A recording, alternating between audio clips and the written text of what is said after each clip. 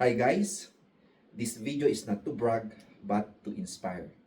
So for today's video ay ipapakita ko sa inyo ang katas ng aking pag-vlog. At ito po ang ginagamit ko ngayon sa pag-video ng aking mga content dito sa New Zealand. So by the way guys, may 4 po akong pages. So yung isa Troyski, yung isa Ka-Dreamers Abroad, yung isa Troy in New Zealand, at yung isa Troy Duhalngon. So bali 4 po yung pages ko.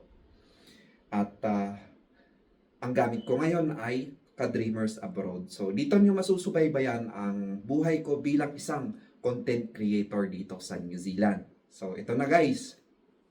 So ito po yung isang katas ng aking pag-vlog. Ayan o. Ito yung una kong nabili nang nakasahod ako dito sa aking pag-vlog. Samsung S24. Ayan.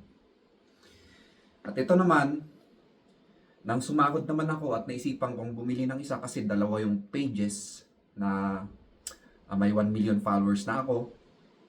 At kailangan talaga ng memory kasi minsan napupuno tong isang phone ko, kaya bumili ako ng Galaxy S25 Ultra. Ayan o. So, bali ito guys ay katas po ng aking pag-vlog. Itong phone na to. Ayan.